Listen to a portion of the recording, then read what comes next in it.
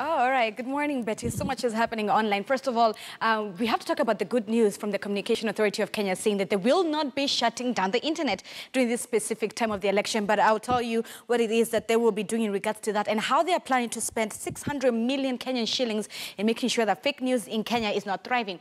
And there's one hilarious video we'll take a look at the end. But first of all, this is what we'll be talking about. It's that one hashtag that has resonated from the death of Chris Msando, the IEBC official. It is the one that goes by the name hashtag You Cannot Kill Us All. It's sort of like a response to Kenyans, their response of Kenyans online in regards to Msando's death. And as you can see, the second one is the CA, Communication Authority of Kenya.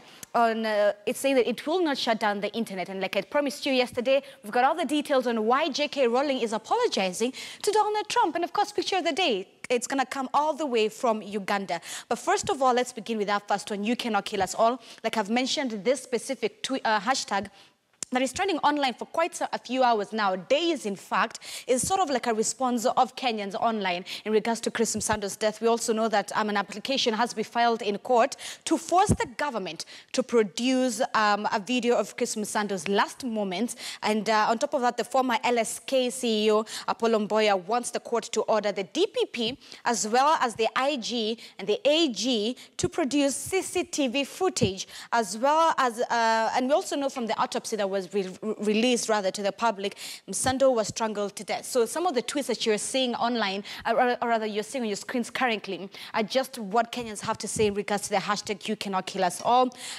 For those who have been following the conversation online, especially after Chris Msando went missing on Friday when his body was found, this is just one of the hashtags where Kenyans are sort of expressing their shock in regards to Chris Msando's death, the IEBC official who was in charge of their IT department. All right. Away from You Cannot Kill Us All, let's head over to the Communication Authority of Kenya and them saying that they will not be shutting down the internet. Kenyans, we are about 40.5 million of us who have access to the internet. 40.5 million of us have access to the internet. That is not a small number given our population, but the Communication Authority of Kenya has made it clear that they will not be shutting down the internet during this specific time of the election. But also on top of that, Facebook itself has come out to say that they will be keeping an eye on what is happening online to make sure that no false news is being spread. So Facebook, as you can see, are joining in combating the battle of fake news. You want to remember a Geopol survey was launched which showed that 9 out of 10 Kenyans have been seen to use fake news, as well as on top of that, Facebook and WhatsApp. These are two products owned by the same company, are the most popular form of modem of getting content in terms of social media platforms, all right? But also on top of that, back to the CA, the Communication Authority of Kenya, as I mentioned earlier, they are planning to spend 600 million Kenyan shillings that will be used to monitor social media in regards to monitoring systems that will be put across the country or rather in their specific system to help them tackle this. But it's also not the use of just closing down the internet that they've said they will not be doing. As you can see, that is the official account that they use on social media.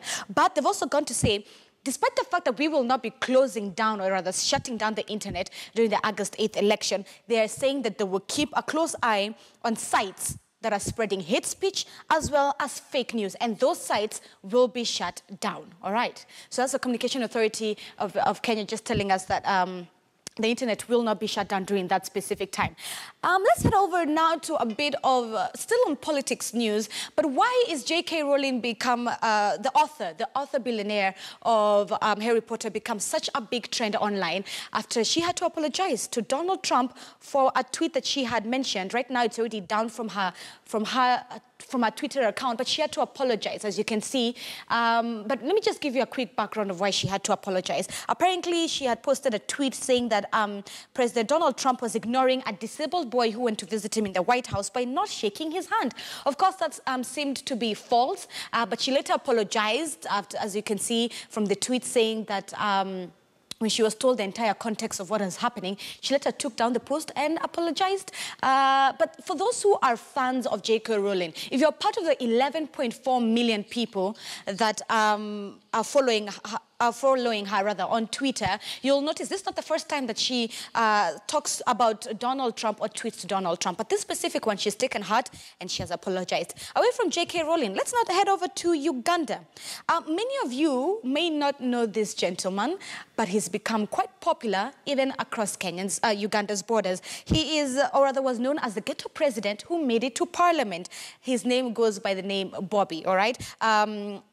Bobby went door to door, as you can see, during his campaign season during April, and he happened to now become member of parliament within his area. He's also a musician in Uganda, but the reason why his story is so popular and has become so fundamental is this is a gentleman who has come from the ghetto to parliament. Anything is possible. All right, let's now wind up what's trending with this specific video that has gone viral online. It's in regards to the current election that we're seeing. Just take a look at it and we'll come back.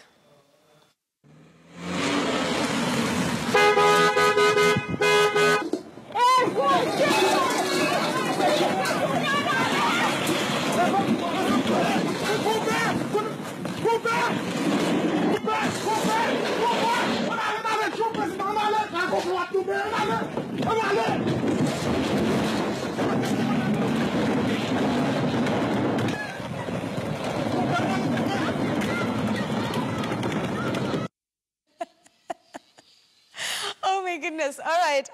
Listen, those are the kind of things that we want to show here on What's Trending as we're heading towards the election. Whatever funny video that you have, despite whatever political party that is your favorite, those are the funny, hilarious things that we want to see. So make sure you're tweeting us.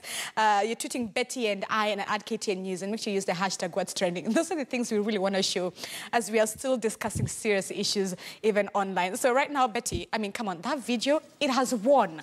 It has won, Betty. Whoever came up with that video, the dustbin guy, did you see the lady with the sufurias? I'm like, whoa. I love it. Zinzi, thank you so much for showing us, you know, the lighter side to this serious season of politics. The Canaanites really have a lot of gusto. I don't know, David Dosiani, if you'll be going to Canaan in that way.